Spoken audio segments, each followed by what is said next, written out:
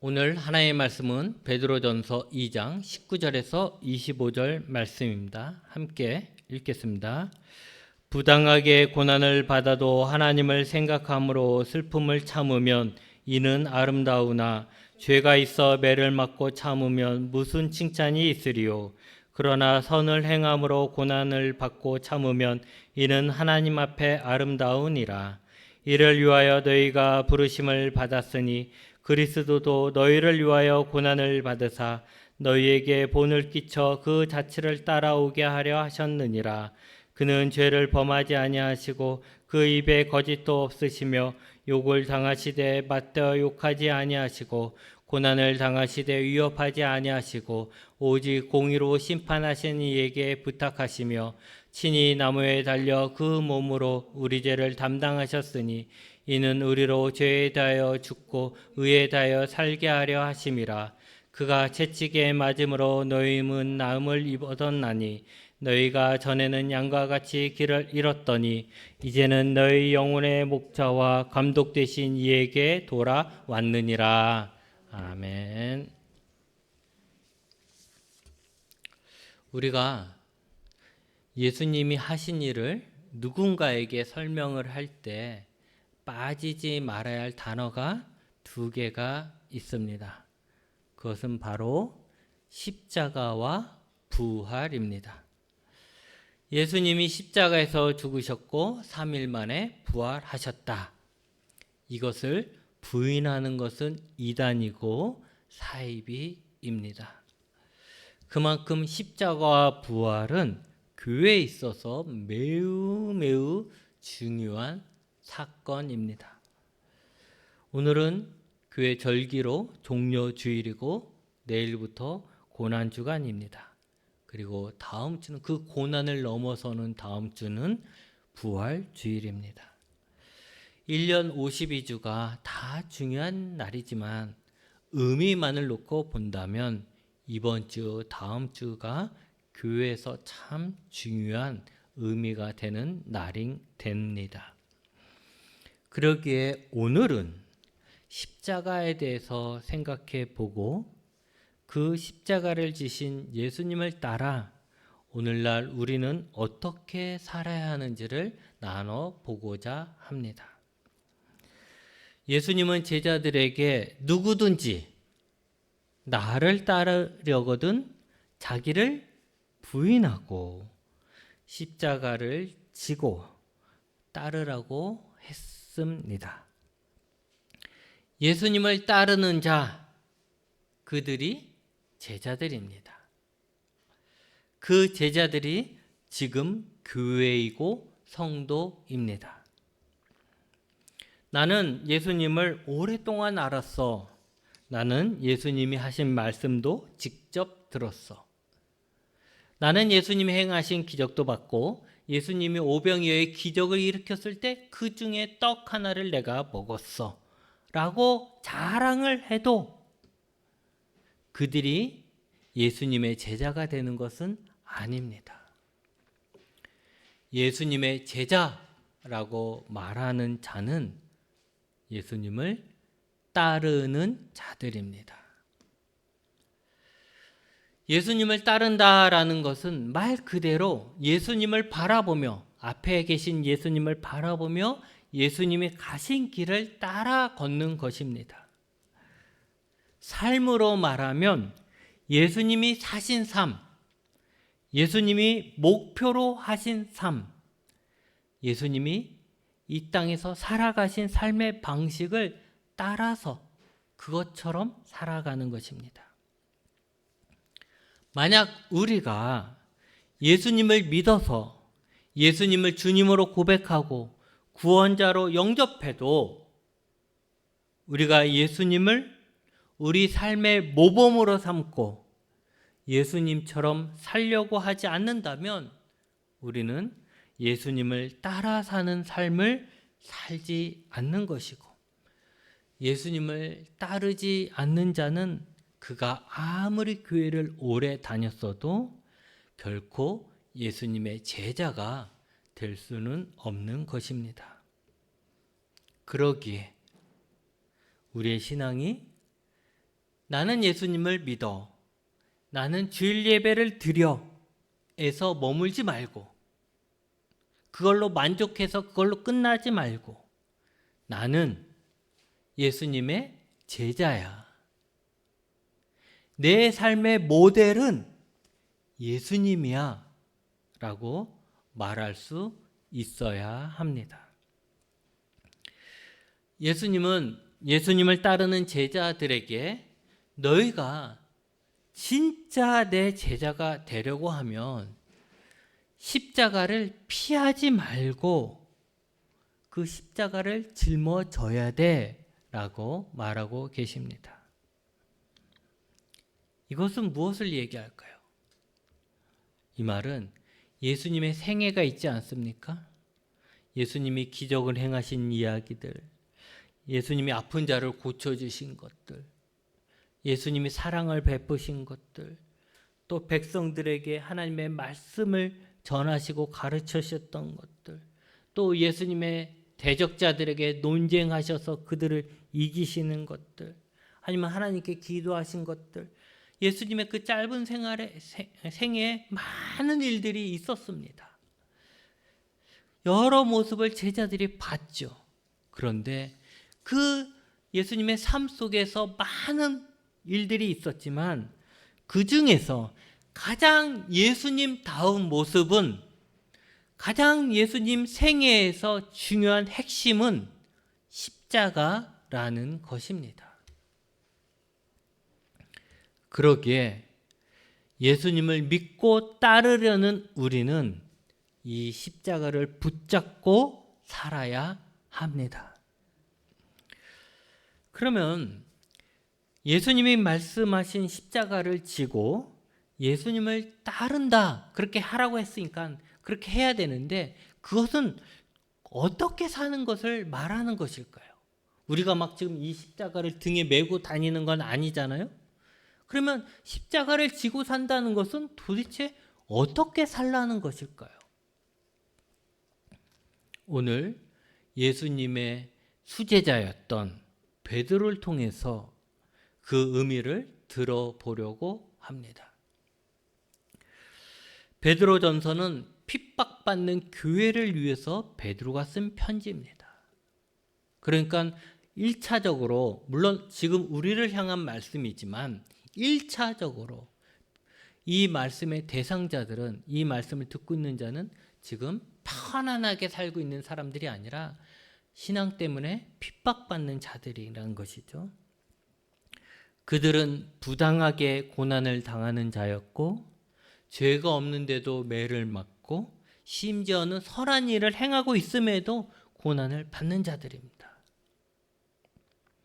이런 자들에게 베드로는 자기가 본 십자가의 예수님을 이야기해 줍니다. 예수님은 누구에게든지 죄를 짓지 않는 분이셨다. 예수님은 입으로도 죄를 짓지 않는 분이었다. 다른 사람들을 욕하거나 모욕하거나 비난하거나 거짓말하거나 하는 것을 내가 본 적이 없다. 그런데 어떤 사람들은 예수님을 욕했다라는 것이죠. 욕먹을 짓을 하지 않았는데, 예수님은 욕먹을 짓을 전혀 하지 않았는데 욕하고 비난하고 모욕하고 모함했습니다. 예수님에게 사탄의 힘을 쓴다라고, 사탄을 부리는 자라고 했고, 예수님을 미쳤다고까지 했습니다. 십자가를 지실 때 많은 사람들이 예수님을 조롱했습니다. 예수님을 미치광이며 신성 모독자라고 했습니다. 심지어는 예수님은 나체가 되어서 십자가에 달렸고, 남녀노소 할 것 없이 사람들이 마치 서커스의 원숭이 구경하듯 이것 해봐라 저것 해봐라 하면서 예수님을 욕하고 조롱했습니다. 더더욱 가슴 아팠던 것은 일주일 전에는 예수님이 예루살렘에 입성할 때는 호산나라고 하면서 그렇게 예수님을 환영했던 인파들 중에 이제 십자가에 달린 예수를 욕하는 자가 있었다라는 것이죠. 예수님은 그들에게 나쁜 짓을 하지도 않았습니다. 오히려 그들에게 하나님 나라를 전하며 구원의 길을 이야기했고 그들 중에 아픈 자를 고쳐주셨고 그들을 불쌍히 여기셨고 그들을 사랑하셨습니다. 그런데 그들은 예수님을 십자가에 못 박으라고 외쳤습니다. 예수가 나한테 어떤 나쁜 짓을 해서 외친 게 아닌 거죠.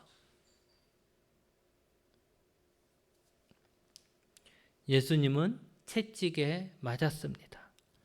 한 대 한 대 맞을 때마다 살이 파이고 피부가 터져나가고 피가 줄줄 흐르는 그런 채찍을 맞았습니다.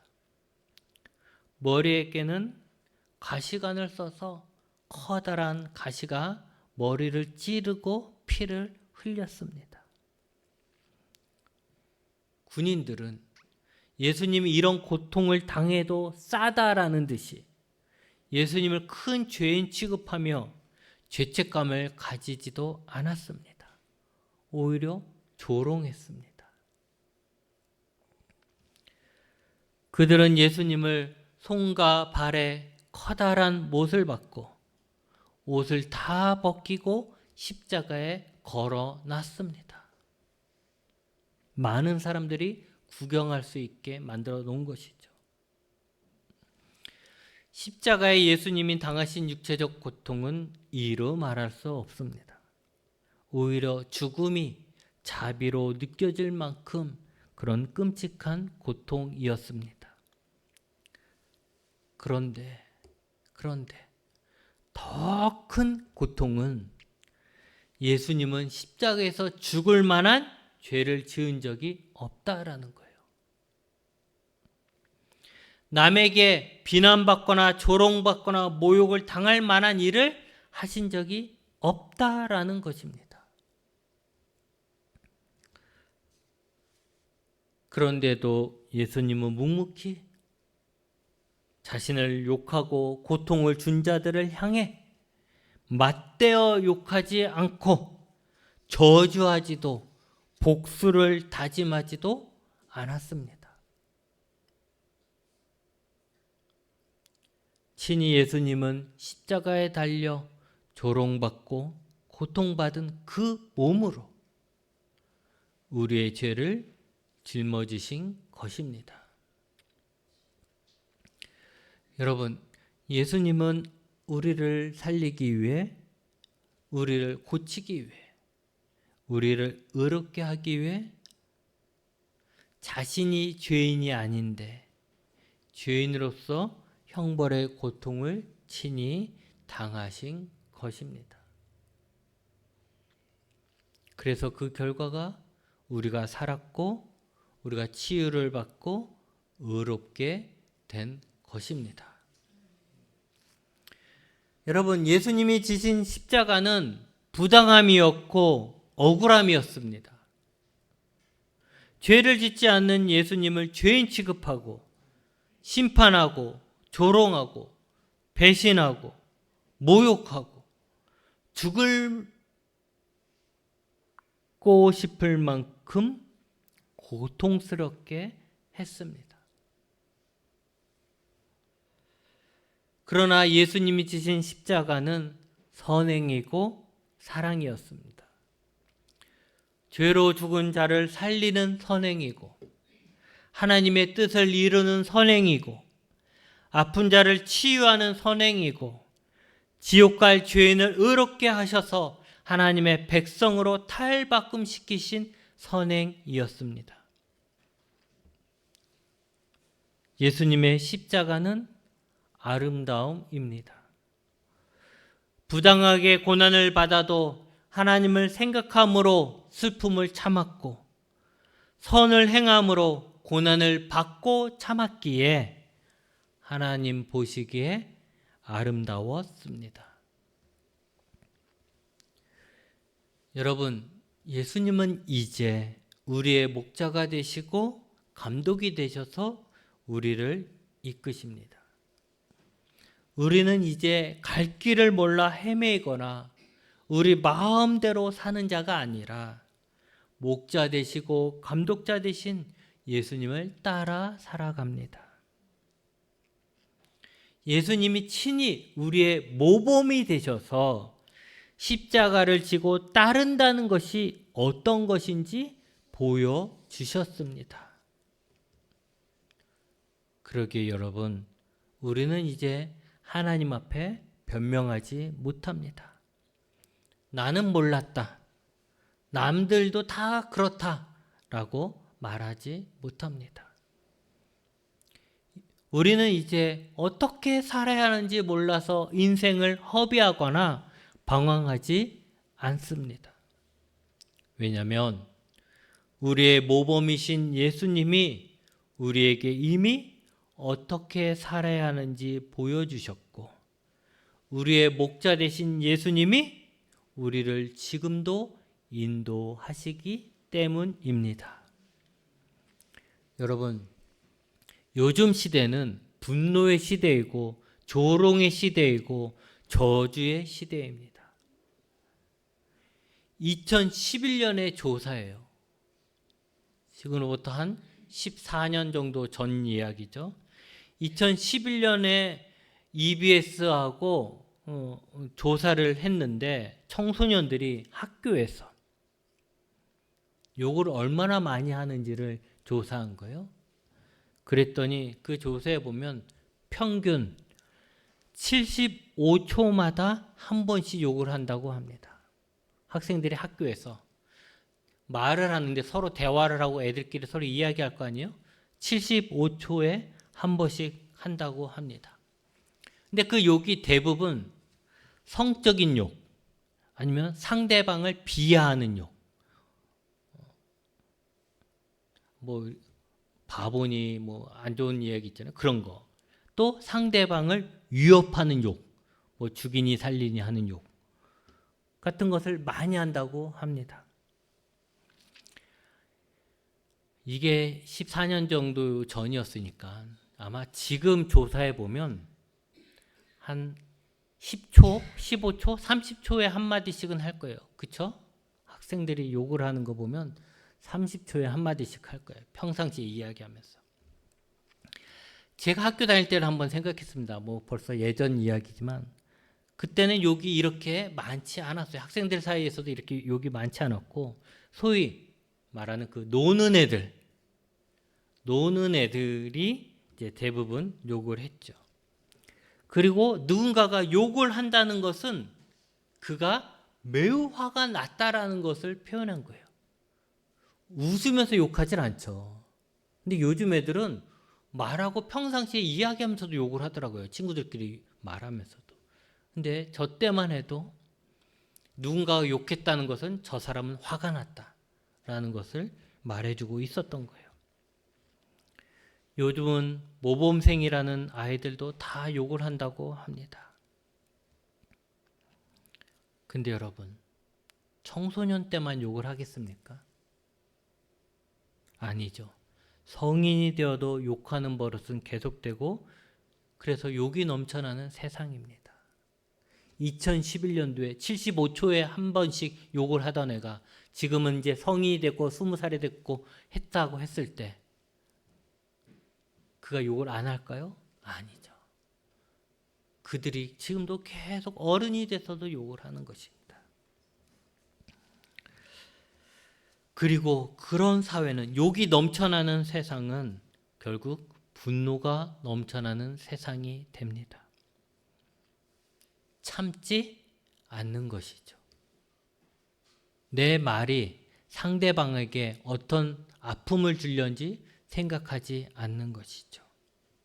상대방을 이해하지 않습니다. 헤아리려고 하지 않아요. 자신의 기분만 중요하고 자신의 기분만 강조하는 거예요. 그러니 서로 상처를 주게 되고 서로 분노하게 되고 서로 싸우게 됩니다. 네가 욕했으니 나도 욕해.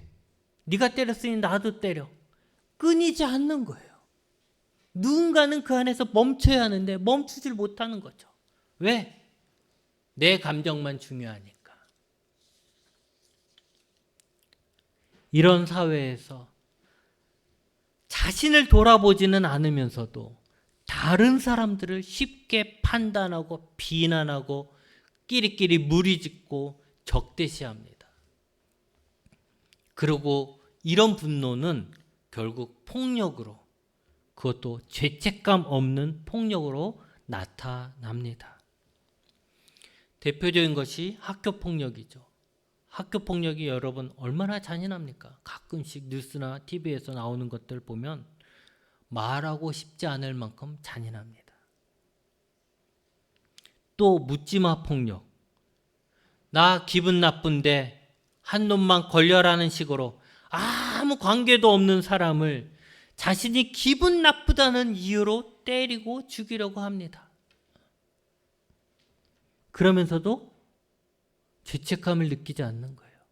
내가 이러면 안 되는데, 내가 저 사람을 때리면 저 사람은 아플 텐데 생각하지 않는 거예요. 누군가가 실수하면 참고 이해하기보다는 욕설을 하고 싸우려고 덤벼듭니다. 이제 너도 나도 사람이 제일 무섭다는 말을 하고 실제로 그런 사회가 되었습니다. 언제부터인지 우리 사회가 지옥이고 전쟁터 같습니다. 이럴 때 십자가를 지고 예수님을 따르는 교회는 그 사이에서 매일매일 벌어지는 그 전쟁 속에서 완충제가 되어야 합니다. 남이 나를 욕하면 나도 욕하는 것이 당연하다고 생각되는 사회에서, 내가 기분 나쁘면 분노하는 것이 당연한 사회에서, 남에게 몇 배로 복수하는 것이 통쾌하다고 여겨지는 사회에서, 남을 비하하고 저주하는 욕설이 난무하는 사회에서, 참는 것이 바보가 되는 사회에서, 자신의 이익을 위해 다른 사람에게 고통을 주는 것을 아무렇지도 않게 생각하는 사회에서, 태극기를 들고 난동을 부리고 하나님의 이름으로 저주하는 사회에서 우리는 그 속에서 완충제가 되어야 합니다. 오직 예수님의 십자가만이 이 혼란을 멈출 수가 있습니다. 여러분, 우리가 잘못해서 욕을 먹거나 우리가 잘못해서 고난을 받으면 자랑할 것이 없습니다. 하지만 욕을 당하시되 맞대어 욕하지 아니하시고 고난을 당하시되 위협하지 않았던 예수님처럼 우리가 부당하게 고난을 받아도 복수가 아니라 하나님을 생각함으로 참으면, 또 우리가 선을 행하다가 고난을 받아도 참고 포기하지 않고 계속해서 선을 행하면 하나님 앞에서 아름다운 삶이 됩니다. 21절입니다. 이를 위하여 너희가 부르심을 받았으니 그리스도도 너희를 위하여 고난을 받으사 너희에게 본을 끼쳐 그 자취를 따라오게 하려 하셨느니라. 남을 위해 참고 고난을 이겨내는 삶, 악을 악으로 갚지 않고 선으로 이기는 삶, 마땅한 복수를 하는 것이 아니라 용서하는 삶, 이런 삶이 우리가 십자가를 지고 예수님을 따르는 삶입니다. 이제라도 우리 모두가 억울함, 분노 왜 없겠습니까? 그런 억울함과 분노를 십자가에 묻고 예수님의 제자로서 예수님을 따르시기 바랍니다. 기도하시겠습니다.